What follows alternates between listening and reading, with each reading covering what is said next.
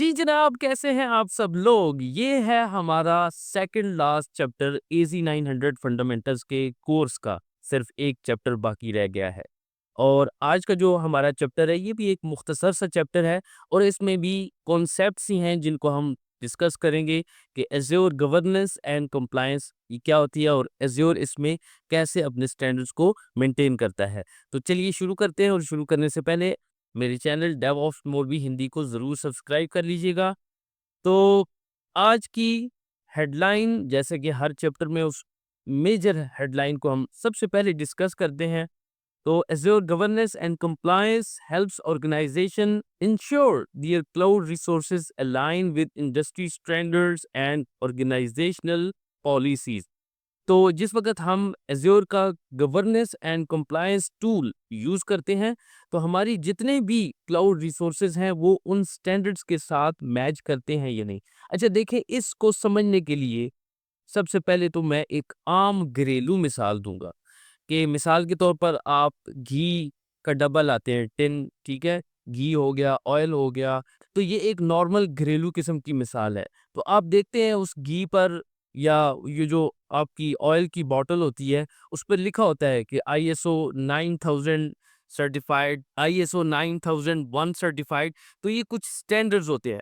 तो जो वो घी की कंपनी है, ऑयल कंपनीज़ हैं, उन स्टैंडर्ड्स को फ़ॉलो करती हैं। मिसाल के तौर पर अगर वो फ़ॉलो नहीं करती, तो वो उनकी प्रोडक्ट कैंसल भी हो सकती है। गवर्नमेंट उसको या फूड अथॉरिटी उन सब प्रोडक्ट्स को कैंसल कर देगी जो उन ख़ास स्टैंडर्ड्स को जो सेट किए जाते हैं, अगर वो फूड कंपनीज़ उन स्टैंडर्ड्स को फ़ॉलो नहीं करती। तो बिल्कुल इसी तरह हमारे पास कुछ स्टैंडर्ड्स क्लाउड में भी हैं, जिनको फ़ॉलो करना रिसोर्सेज़ के हवाले से भी, क्लाइंट्स के हवाले से भी और हमारे जो भी अकाउंट्स हम बनाते हैं, ठीक है? उन सबको ये फ़ॉलो करना, उन स्टैंडर्ड्स पर चलना, ये लाज़मी होता है। और इसीलिए पूरा एक सेक्शन है एज़्योर गवर्नेंस एंड कंप्लायंस का, जिसकी मदद से हम उन स्टैंडर्ड्स को फ़ॉलो कर सकते हैं। तो उसमें सबसे पहले है what is Microsoft Purview. Microsoft Purview एक टूल है जो कि यानी एक सॉल्यूशन है for organisations to govern, protect and manage their data across various sources. कि इसकी वजह से हम अपने डाटा देखें, बाज डाटा ये जैसे एग्जांपल के तौर पर बैंकिंग है आपका, अगर मिसाल के तौर पर, या कोई इंटेलिजेंस किस्म का इदारा है जो सेंसिटिव इंफॉर्मेशन, हाईली बहुत ही सीक्रेटिव इंफॉर्मेशन है, तो उसको कैसे प्रोटेक्ट किया जाए, उसको कैसे मैनेज किया जाए, तो उसके लिए ये कंप्लायंस एंड गवर्नेंस टूल है माइक्रोसॉफ्ट परव्यू, जो ये हेल्प करता है कि आपका वो डाटा गवर्न यानी उसकी उसकी देखभाल, उसकी प्रोटेक्शन और उसकी मैनेजमेंट, उसके लिए जो टूल है वो है माइक्रोसॉफ्ट परव्यू, ठीक है? Protect sensitive data across clouds, apps end devices.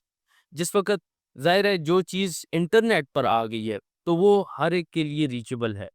तो किस तरह सेफ्टी इसमें इंश्योर की जाए और सेफली और सिक्योरली सारे सेंसिटिव डाटा को प्रोटेक्ट किया जाए, ये टूल उसमें हेल्प करता है। Identify data risks and manage regulatory compliance requirements. Microsoft Purview इसमें भी हेल्प करता है कि we get started with regulatory compliance. तो माइक्रोसॉफ्ट परव्यू आपकी इस केस में भी मदद करता है कि खुदा न खास्ता कहीं से भी डाटा ब्रीच होने जा रही है, आपका डाटा एक्सपोज होने जा रहा है, तो वो रिस्क भी आइडेंटिफाई करता है। मैं अगर इसको अगर आप अभी भी नहीं समझे, तो देखें, जिस वक़्त आप अपने पासवर्ड्स कहाँ सेव करते हैं? गूगल पासवर्ड मैनेजर में, ठीक है? तो जब कोई ऐसे पासवर्ड्स जो बड़े वीक होते हैं और वो पोटेंशियली एक्सपोज़ हो जाते हैं, तो आपको गूगल पासवर्ड मैनेजर साथ-साथ इन्फॉर्म भी करता है कि आपके 3, 4, 5 ये फलाँ-फलाँ पासवर्ड्स वो कंप्रोमाइज़ हो चुके हैं। इनको फ़ौरन चेंज करें। तो ये है गवर्नेंस, ठीक है? ये है डाटा प्रोटेक्शन। ये है रिस्क आइडेंटिफिकेशन। अब समझ आ गई होगी आपको कि इस तरह भी हमारे डाटा को प्रोटेक्ट किए जाते हैं। सेंसिटिव इंफॉर्मेशन में पासवर्ड्स हो सकते हैं, एसएसएच कीज़ हो सकती हैं, अच्छा फिंगरप्रिंट्स हो सकते हैं, फेशियल डाटा हो सकता है, रिकॉग्निशन डाटा। अच्छा, बैंकिंग सेक्टर की बात करूँ तो वो तो हर चीज़ ही कॉन्फिडेंशियल होती है, हाइली सेंसिटिव होती है। तो जब तक हम उन स्टैंडर्ड्स को फॉलो नहीं करते या हम इन टूल्स को नहीं यूज़ करते जैसे माइक्रोसॉफ्ट परव्यू है, तो हमारा डाटा रिस्क पर होगा। हम किसी भी वक़्त डाटा ब्रीच का शिकार हो सकते हैं। तो what is Azure policy? Again, it is a service to create and manage policies. और फिर अब सवाल से सवाल निकलता है, अब चलो ठीक है, पता हो गया कि एज़्योर पॉलिसी क्या करती है, हमारी हेल्प करती है, हम किस तरह पॉलिसीज़ को क्रिएट कर सकते हैं, उनको मॉडिफ़ाई कर सकते हैं। बट अब मज़ीद एज़्योर में पॉलिसी होती क्या है? तो उसकी भी डेफिनिशन है कि एक सेट ऑफ रूल्स है about the resources should be like and what actions to take if they are not compliant. कि पॉलिसी में वो खास किस्म के रूल्स प्री डिफाइंड होते हैं और रिसोर्स मेरा उन उसूलों के मुताबिक नहीं चलता, तो क्या-क्या एक्शंस लेने चाहिए, ये एक पॉलिसी डिफाइन करती है।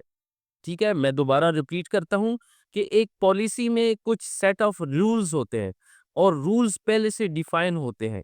और अगर मिसाल के तौर पर मेरी कोई भी सर्विस, कोई भी रिसोर्स उन सेट ऑफ रूल्स को फॉलो नहीं करता, तो उस पर क्या एक्शन लेना चाहिए, ये एक पॉलिसी में डिफाइन होता है। A policy can be assigned to a resource group, subscriptions और management groups. ठीक है, और the policies in Azure are created in JSON. JSON language में हम वो पॉलिसीज क्रिएट कर सकते हैं और पॉलिसीज में कुछ सेट ऑफ रूल्स हैं, हम खुद भी डिफाइन कर सकते हैं। कि मिसाल के तौर पर इसका एक यूज़ केस मैं आपको बता देता हूँ कि एक एज़्योर एडमिनिस्ट्रेटर है और वो मल्टीपल किस्म के यूज़र्स रोज़ाना के हिसाब से अपने ऑर्गेनाइजेशन के एम्प्लॉइज़ के लिए बनाता है। और उसने ये पॉलिसी में डिफ़ाइन किया हुआ है कि कोई एम्प्लॉयी अगर मिसाल के तौर पर 30 दिनों के बाद अपने अकाउंट का पासवर्ड रीसेट नहीं करता, अपडेट नहीं करता, तो उसका अकाउंट डीएक्टिव हो जाए।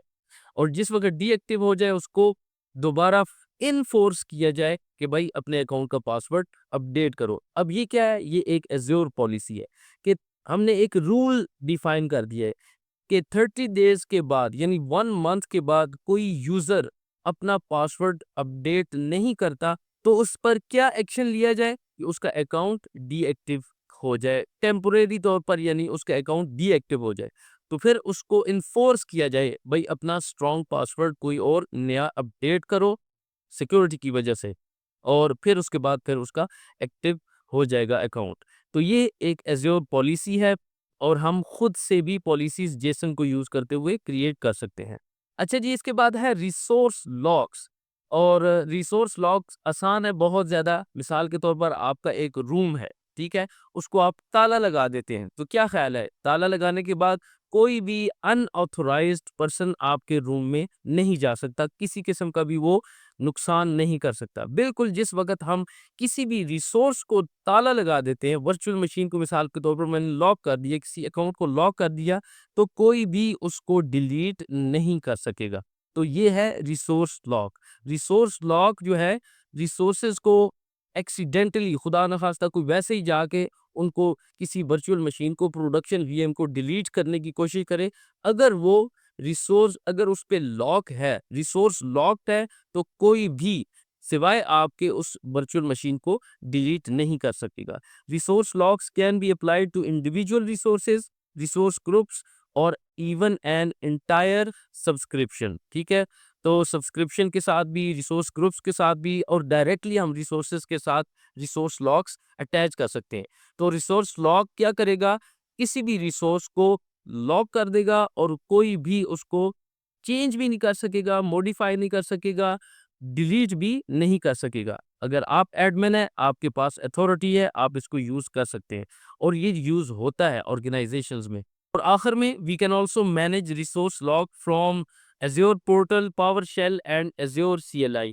कि ये तीनों तरीके हैं, पोर्टल को यूज़ करते हुए, पावरशेल को या एज़्योर सीएलआई को, इससे हम अपने रिसोर्सेज को लॉक कर सकते हैं। अच्छा ये इसके बाद है service trust portal. We can access the service trust portal. यहाँ पर इसको मैं एक्सेस करता हूँ ओपन करता हूँ तो यहाँ देख सकते हैं आप मुख्तलिफ किस्म के स्टैंडर्ड्स, सर्टिफिकेशंस, रेगुलेशंस, सारी इंफॉर्मेशन यहाँ पर मौजूद है सर्विस ट्रस्ट पोर्टल में। और learn how Microsoft cloud services protect your data and how you can manage cloud data security and compliance for your organisations. तो ये सारे स्टैंडर्ड वगैरह यहाँ पर डिफाइंड है। मिसाल के तौर पर एसओसी है, आईएसओ इंटरनेशनल स्टैंडर्ड्स ऑर्गेनाइजेशन। इसको मैं क्लिक करता हूँ तो हर स्टैंडर्ड की मजीद जो है वो इन्फॉर्मेशन यहाँ पर है। तो ये नॉलेज के हवाले से अगर आप पढ़ना चाहें तो ये सारी आगे मजीद देख सकते हैं, डिटेल्स भी हैं और किस तरह ये स्टैंडर्ड्स प्री डिफाइंड है। तो अगर बैंकिंग सेक्टर की बात करूं मैं तो यहाँ पर पीसीआई कंप्लायंट देख सकते हैं आप। पेमेंट कार्ड इंडस्ट्री सही है, यहाँ पर वो सारे स्टैंडर्ड्स हैं। Data security standards is a global information security standard. तो ये सारे किस्म के कंप्लायंस रेगुलेशंस और स्टैंडर्ड्स हैं जिनकी इंफॉर्मेशन आप अगर अपने नॉलेज के लिए पढ़ना चाहते हैं तो पढ़ लें। मैं तो ये ज़रूर रिकमेंड करूँगा। और इस चैप्टर को यहाँ ही हम वाइंड अप करते हैं।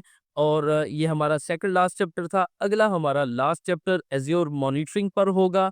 तो मेक श्योर आप इस कोर्स को ज़रूर देखें ताकि आपकी एज़्योर की फंडामेंटल्स, आपकी एज़्योर की बेसिक्स सारी क्लियर हो जाएं।